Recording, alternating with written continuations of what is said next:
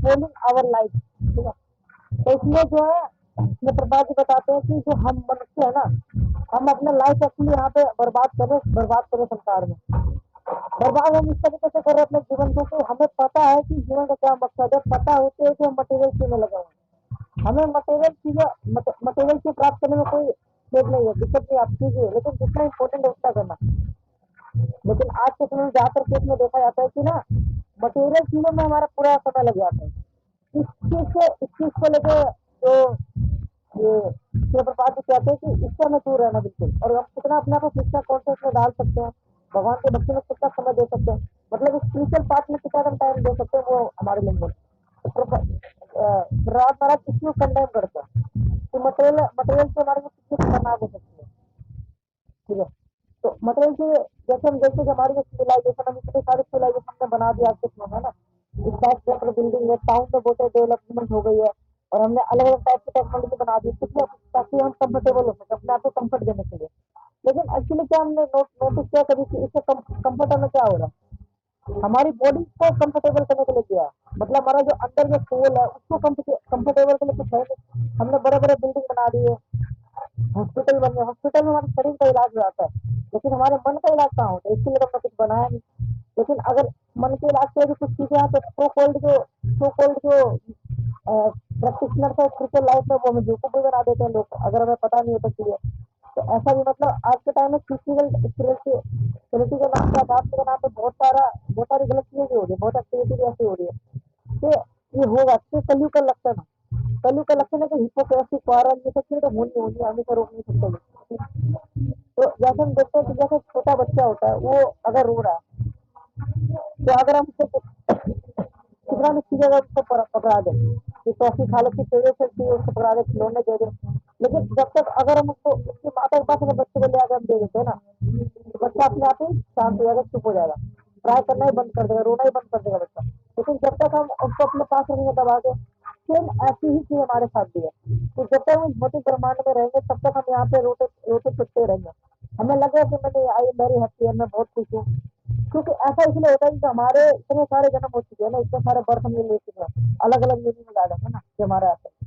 Suppose example लेते हैं, जैसे मान लीजिए ट्री है, अगर उस पेड़ को 10,000 साल तक सिर्फ खड़े होने का अगर आस लग गया, तो अगर उसको अगली नेक्स्ट होनी मिलती है, अगला शिफ्ट मिलता है, तो उसकी हरकतें भी कुछ इसी टाइप की होगी।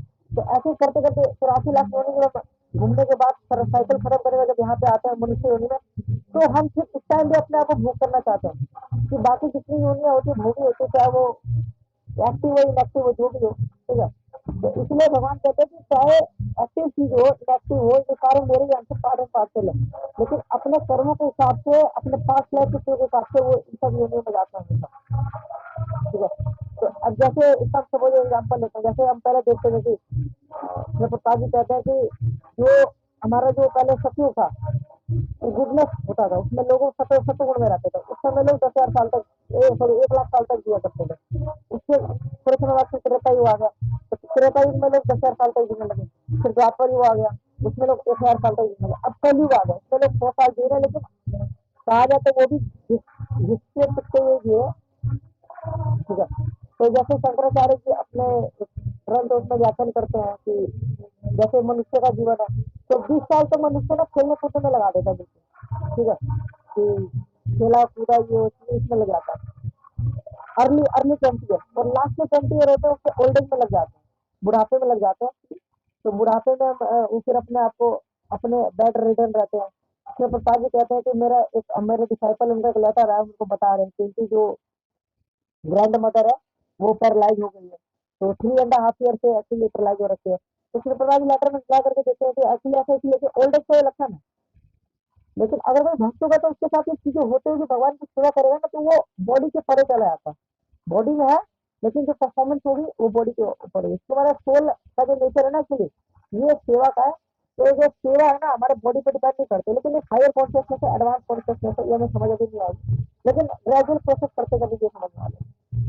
तो कलयुग में अच्छा 20 ईयर तुम्हारा खेलने कूदने में लग गया, डिग्री उग्री लेने में हम ले लेते हैं, और लास्ट के जो 20 ईयर होते हैं ये बुढ़ापे में निकल गए। ये 20 ईयर से जिससे बच जाते हैं, ये एक्चुअली हमारे जाता है या तो नेशनल इंटेलिजेंस में जाएगा। ठीक है, और जो हमारा बाकी समय होगा धन कमाने में जाएगा। तो इसलिए बता के कहते हैं कि जैसे जो जो कर्मी लोग होते हैं उनका क्या होता है, उनका का जो समय रात के समय में आपको सेंस को ग्रेटिफाई करेंगे, जेनिटल्स के थ्रू करें या टंग के थ्रू या कुछ सुन के, मतलब जिस तरीके से अभी 5 जो सेंसेस है उसके थ्रू अपने आप को सेटिस्फाई करना चाहते हैं। तो इनका नाइट टाइम में इस तरीके का, और डे टाइम में they want to earn money, पैसे कमाना चाहते हैं, मनी मनी मनी मनी, किस लिए? ताकि अपने चिल्ड्रन और वाइफ को सेटिस्फाइड कर सके। ये चीज़ें होती है। तो एक्चुअली ये भी एक ऐसी चीज़ है कि जो सेक्स लाइफ की इंटेलिजेंस, ये लोग को इतने परेशान क्यों करते हैं? काम वासना जो लस्टी डिजायर इसलिए परेशान करती है क्योंकि हमने हर योनि में कुछ किया हो चाहे ना किया हो, ये कार्य जरूर किया हमने। तो इसका ना इसके जो सिद्धांत है, प्रिंसिपल बहुत गूढ़ है। जैसे हम आटा है ना, आटे के ऊपर अगर चाकू मारे, लेकिन उसको ना एक बार मारा तो थोड़ी कम आएगी गहराई, और मारा और गहराई कम और ज़्यादा बढ़ेगी। जितना हम उसको गड्ढा करेंगे ना तो एक पूरा एक बहुत डीप उसके अंदर एक गूथ आ जाएगी। ठीक उसी तरीके से हर योनि में जब हम सेम एक्टिविटी परफॉर्म कर रहे हैं, भोग भोग भोग, ह्यूमन योनि में भी भोग, हर योनि में हम फेंकते हैं, इस योनि में भी भोग कर दिया हमें। बचने का इसका एक ही तरीका कि अगर हमें कोई साधु सही संग मिल जाए। रूप गोस्वामी कहते हैं कि अगर आपको कृष्ण भक्ति कहीं मिल जाए ना, बिना कुछ सोचे समझे कितने का भी वो खरीद लो उसको ऑन द स्पॉट इमीडिएटली, कुछ सोचो समझो नहीं बिल्कुल भी कि ये क्या है वो क्या है, सीधा खरीद लो। क्योंकि साधु संघ वैष्णव संघ बहुत बहु नाम जन्म नाम ज्ञान बनते, वासुदेव सर्वमात्मा।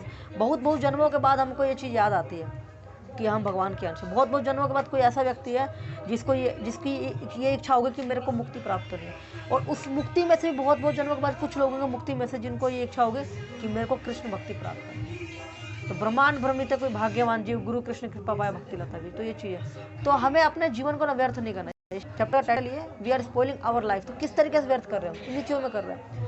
हम एडवांसमेंट कर रहे हैं, एडवांसमेंट गलत नहीं है, लेकिन एडवांसमेंट इतनी ज़्यादा ना हो जाए कि हमारी स्पिरिचुअल पाथ बिल्कुल खत्म हो जाए। क्योंकि हमारे लाइफ में सबसे प्राइमरी जो फोकस होना चाहिए स्पिरिचुअलिटी को लेकर होना चाहिए। बाकी चीज़ें नीचे चलती है, फिजिकल इमोशनल वो सब चीज़ें ठीक है, लेकिन स्पिरिचुअल को सबसे टॉप पे रखना पड़ेगा हमें। कृष्णा कॉन्शियसनेस जो उसको टॉप पे रखना पड़ेगा।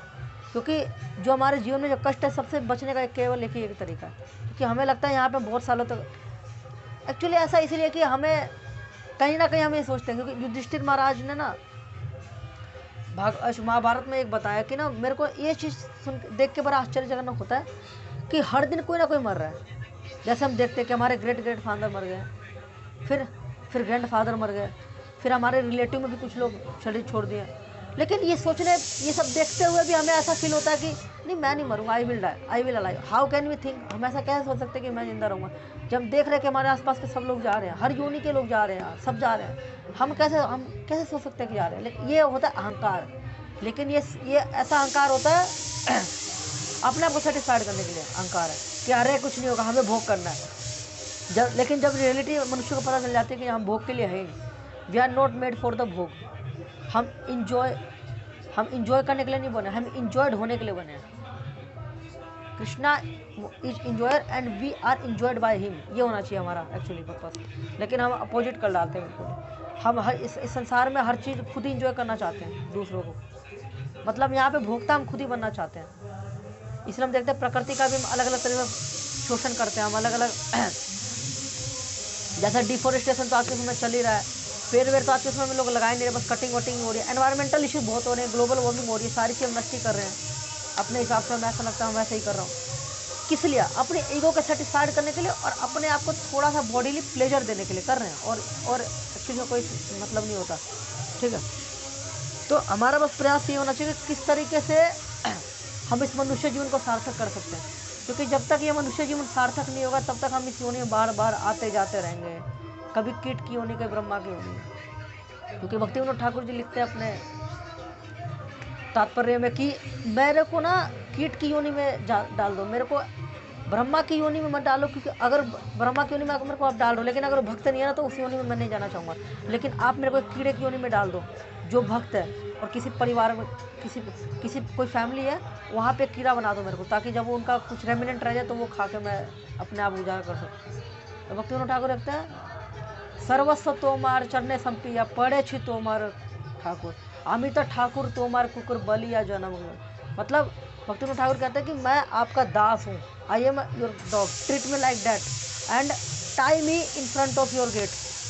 तो ये हमारी एक्चुअली होनी चाहिए भगवान से प्रार्थना। लेकिन हम बिल्कुल अपोजिट करते हैं, भगवान से मांगते हैं सिर्फ कि अरे मेरे को दो, मेरे को ये दो, मेरे को वो दो, हम मांगते हैं सिर्फ। हम ये नहीं कहते कि how can I serve you. जिस दिन हमारा ये क्वेश्चन स्टार्ट हो गया ना कि भगवान मैं आपकी किस प्रकार से सेवा कर सकता हूँ, गुरु और वैष्णव की किस प्रकार से सेवा कर सकता हूँ ना मैं, उस दिन से समझ लीजिए कि हमारी स्पिरिचुअलिटी गाड़ी चल पड़ी। क्योंकि वेदांत का एक कथन है कि अब वो समय आ गया है, कम समय आ गया, अब ये ह्यूमन बीइंग का जब समय मिला है, जो ह्यूमन बॉडी मिलती है, तब ये समय आ चुका है कि हम अब सेल्फ रियलाइजेशन की तरफ अग्रसर हो जाए कि हमारे लाइफ का क्या पर्पस है, क्या मोटो है, क्या उद्देश्य है, इसकी तरफ अब आकर्षण, अब हमें आगे जाना होगा, ये समय आया हुआ है। क्योंकि ये हो सकता है कि हम अलग अलग हायर प्लेनेट पे चले जाएं, वहाँ जाने के बाद भी आना पड़ेगा, क्योंकि वहाँ पे भी birth death old age disease सारी चीज़ें हो सकता है वहाँ पे भोग करने की फैसिलिटी है ना वो बहुत ज़्यादा हो, तो हो सकता है कि वहाँ पे बहुत सारी चीज़ें भोग करने की बहुत सारी चीज़ें हो, ठीक है। लेकिन वहाँ पे भी समस्या क्या है, समस्या यही है birth death old age disease, आध्यात्मिक कलेश, आदि दैविक आदि भौतिक कलेश, ये कलेश तो होना ही है ना, इसे हम रोक नहीं सकते बिल्कुल भी। और जो हेलिश प्लेनेट है, नरक के द्वार है वो ऐसे। तो एक्चुअली ये ब्रह्मांड में अगर देखा जाए ना, चाहे ब्रह्मा जी के लोग से सतलोक से लेके पूरा तलातल सुतल पताल, ये सब देख के सब एक्चुअली बंधन के कारण है। ये मटेरियल वर्ल्ड एक जेल है, लेकिन फैसिलिटी इतनी बढ़िया दे रखी है ना कि हमें लग रहा है, लेकिन है तो जेल ही। जैसे मान लीजिए जेल में कोई कैदी है, तो हो सकता है एक फर्स्ट क्लास कैदी हो, एक सेकंड क्लास हो, एक थर्ड क्लास हो, तो क्या हो गया, फर्स्ट क्लास को तो अच्छी फैसिलिटी मिल रही है, सेकंड को उससे अच्छी मिल रही है, तो वो ठीक है, डेट्स गुड। लेकिन जेल तो जेल है, कैद तो है ही व्यक्ति। इसीलिए इस ब्रह्मांड भी एक जेल है, तो इसमें अगर हम चाहे नरक में रहें या स्वर्ग में रहें या इस पृथ्वी पर रहे, है तो जेल ही में, डिफरेंस क्या है।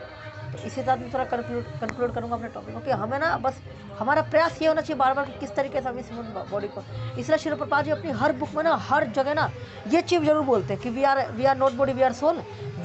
और हम फंस चुके हैं जन्म मृत्यु जरा व्याधि में और आध्यात्मिक आदि दैविक आदि भौतिक कलेश, इनसे हमें मुक्ति पाना है। इनसे पाने का एक ही तरीका कि भगवान कृष्ण की भक्ति करें, कृष्णा कॉन्शियसनेस को अपने लाइफ में अप्लाई करें, येन केन प्रकारेण, जैसे तैसे करके किसी भी तरीके से हमें भगवान से अपने रिलेशनशिप को दोबारा स्थापित करना है, जो हमने ख़त्म करके द्वेष की भावना से यहाँ पे आ गए। अगर हम ऐसा नहीं कर पाए, अगर ये शरीर चला गया ना, तो पता नहीं कितने लाखों करोड़ों जन्म लग जाएंगे दोबारा से बॉडी मिलके, और फिर पता नहीं भक्ति मिले ना मिले कुछ भरोसा नहीं, क्योंकि कलयुग तो और ज़्यादा बढ़ेगा, डिग्रेडेड टाइम पे तो भक्ति और नहीं मिलेगी ना।